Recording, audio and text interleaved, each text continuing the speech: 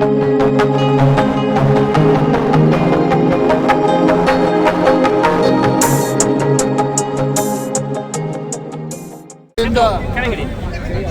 ರೈತ ವಿರೋಧಿ ಕಾಂಗ್ರೆಸ್ ಸರ್ಕಾರದ ವಿರುದ್ಧ ಹೋರಾಟಕ್ಕೆ ನಾವು ಚಾಲನೆ ನೀಡಿದ್ದೇವೆ. ರೈತ ಮೋರ್ಚಾ ರಾಜ್ಯ ಅಧ್ಯಕ್ಷ ಆಗಿರುವಂತಹ ನಡಹಳ್ಳಿ ಅವರು, ನಮ್ಮ ರಾಜ್ಯದ ಹಿರಿಯ ನಾಯಕರಾಗಿರ್ತಕ್ಕಂಥ CT ರವಿ ಅವರು, ನಮ್ಮ ರೇಣುಕಾಚಾರ್ಯ ಅವರು, ನಮ್ಮ ಮಾಡಾಳು ವಿರೂಪಾಕ್ಷಪ್ಪನವರಾಗಲಿ, ಅದೇ ರೀತಿ ನಮ್ಮ ಎಲ್ಲ ಜಿಲ್ಲೆಯ ನಾಯಕರುಗಳು ಎಲ್ಲರೂ ಕೂಡ ಒಟ್ಟಾಗಿ ಒಂದಾಗಿ ಇವತ್ತಿನ ಪ್ರತಿಭಟನೆಯಲ್ಲಿ ಅವರೆಲ್ಲರೂ ಕೂಡ ಭಾಗವಹಿಸಿದ್ದಾರೆ. ನಮ್ಮ ಉದ್ದೇಶ ಇಷ್ಟೇ, ರಾಜ್ಯದಲ್ಲಿರುವಂತಹ ಈ ಅನಿಷ್ಟ ರೈತ ವಿರೋಧಿ ಕಾಂಗ್ರೆಸ್ ಸರ್ಕಾರ ಏನಿದೆ, ಇವತ್ತು ರೈತರ ಸಮಸ್ಯೆಗಳಿಗೆ ಸ್ಪಂದನೆಯನ್ನು ಮಾಡ್ತಾ ಇಲ್ಲ. ಕಬ್ಬು ಬೆಳೆಗಾರರ ಸಮಸ್ಯೆ ಇನ್ನೂ ಕೂಡ ಇತ್ಯರ್ಥ ಆಗಿಲ್ಲ. ಈಗಾಗಲೇ ಮೆಕ್ಕೆಜೋಳ ಬೆಳೀತಕ್ಕಂಥ ರೈತರು ಬೀದಿಗಿಳಿದು ಇವತ್ತು ಹೋರಾಟವನ್ನು ಇವತ್ತು ಮಾಡ್ತಾ ಇದ್ದಾರೆ. ನೀವು ನೋಡ್ತಾ ಇದ್ದೀರಿ, ಲಕ್ಷ್ಮೀಶ್ವರದಲ್ಲಿ ಇವತ್ತು ಹೋರಾಟಗಳು ಇವತ್ತು ನಡೀತಾ ಇದೆ. ನವಲಗುಂದದಲ್ಲಿ ರೈತ ಮುಖಂಡರಾಗಿರುವಂತಹ ಶಂಕರಣ್ಣ ಅಂಬಳಿ ಅವರು ಕೂಡ ಇವತ್ತು ಉಪವಾಸ ಸತ್ಯಾಗ್ರಹ ಮಾಡ್ತಾ ಇದ್ದಾರೆ. ಮತ್ತೊಂದು ಕಡೆ ಲಕ್ಷ್ಮೀಶ್ವರದಲ್ಲಿ ಇವತ್ತು ಬಣಜಾರ ಸ್ವಾಮೀಜಿಗಳು ಮಹಾರಾಜರ ನೇತೃತ್ವದಲ್ಲೂ ಕೂಡ ಇವತ್ತು ಪ್ರತಿಭಟನೆ ಹೋರಾಟಗಳು ನಡೀತಾ ಇದೆ. ಬಾಗಲಕೋಟೆಯಲ್ಲೂ ಕೂಡ ಇವತ್ತು ಏನು ಮೆಕ್ಕೆಜೋಳ ರೈತರು ಪರದಾಡ್ತಾ ಇದ್ದಾರೆ, ಅಲ್ಲೂ ಕೂಡ ಹೋರಾಟ ನಡೀತಾ ಇದೆ. ರಾಜ್ಯದ ಅನೇಕ ಜಿಲ್ಲೆಗಳಲ್ಲಿ ಶಿವಮೊಗ್ಗ ಇರ್ಬೋದು, ಕೋಲಾರ ಇರ್ಬೋದು, ಚಿಕ್ಕಬಳ್ಳಾಪುರ, ತುಮಕೂರು, ಬಿಜಾಪುರ, ಬಾಗಲಕೋಟೆ, ಹೊನ್ನಾಳಿ, ದಾವಣಗೆರೆ ಜಿಲ್ಲೆಯಲ್ಲೂ ಕೂಡ ಇವತ್ತು ಬೆಳಗಾವಿ ಜಿಲ್ಲೆಯಲ್ಲೂ ಕೂಡ ಇವತ್ತು ಬಾಗಲಕೋಟೆಯಲ್ಲೂ ಕೂಡ ಹೋರಾಟ ನಡೀತಾ ಇದೆ.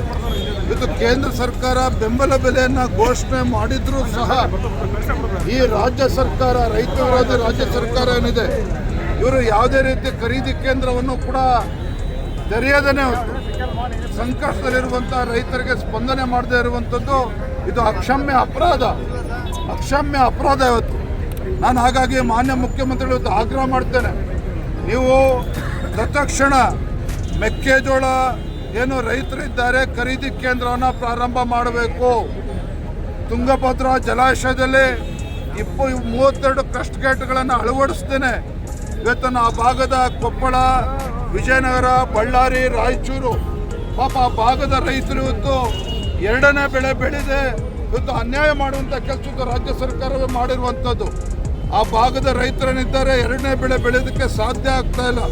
ಅವರಿಗೆ ಎಕರೆಗೆ 25,000 ರೂಪಾಯಿ ಪರಿಹಾರವನ್ನು ಕೂಡ ರಾಜ್ಯ ಸರ್ಕಾರ ಕೊಡಬೇಕು ಅನ್ನುವ ಆಗ್ರಹವನ್ನು ಕೂಡ ಇವತ್ತು ಮಾಡ್ತಾ ಇದ್ದೇವೆ. ಇವತ್ತು ರಾಜ್ಯದ ರೈತರ ಜ್ವಲಂತ ಸಮಸ್ಯೆಗಳಿಗೆ ಸ್ಪಂದನೆ ಮಾಡ್ದೇನೆ ಇವತ್ತು ಮುಖ್ಯಮಂತ್ರಿಗಳ ಆದಿಯಾಗಿ ಇವತ್ತು ಇಡೀ ಮಂತ್ರಿಮಂಡಲ ಶಾಸಕರು ಇವತ್ತು ದೆಹಲಿಲಿ ಹೋಗಿ ಕೂತಿದ್ದಾರೆ. ಮೊನ್ನೆ ಮುಖ್ಯಮಂತ್ರಿಗಳು ಮೆಕ್ಕೆಜೋಳ ಖರೀದಿ ಕೇಂದ್ರದ ಬಗ್ಗೆ ಚರ್ಚೆ ಮಾಡಬೇಕು ಅಂತೇಳಿ ಸಭೆ ಕರೆದ್ರೆ ಕೃಷಿ ಸಚಿವರು ದೆಹಲಿಯಲ್ಲಿದ್ದಾರೆ. ಈ ರೀತಿ ರಾಜ್ಯದ ರೈತರಿಗೆ ಇವತ್ತು ಒಂದು ಮಾನವೀಯತೆ ದೃಷ್ಟಿಯಿಂದ ಕುಳಿತುಕೊಂಡು ರಾಜ್ಯ ಸರ್ಕಾರ ಆಲೋಚನೆ ಮಾಡದೇ ಇರತಕ್ಕಂಥ ಒಂದು ಕೆಟ್ಟ ಪರಿಸ್ಥಿತಿಗೆ ಇವತ್ತು ರಾಜ್ಯ ಬಂದಿರುವಂಥದ್ದು.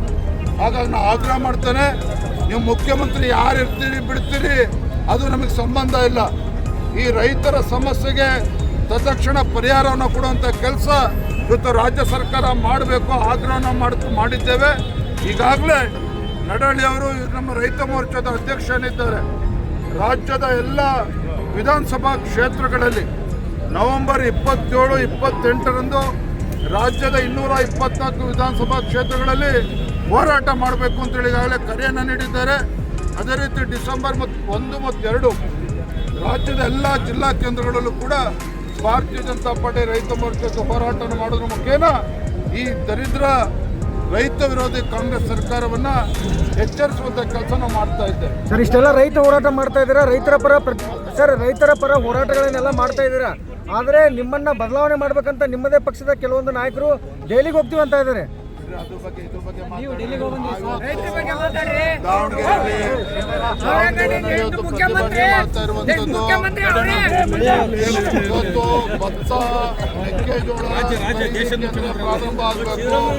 ಕಬ್ಬು ಬೆಳೆಗಾರರ ಸಮಸ್ಯೆ ಇತ್ಯರ್ಥ ಆಗಬೇಕು, ಇವೆಲ್ಲ ಇಟ್ಕೊಂಡು ಹೋರಾಟ ಮಾಡ್ತಾ ಇದ್ದೇವೆ.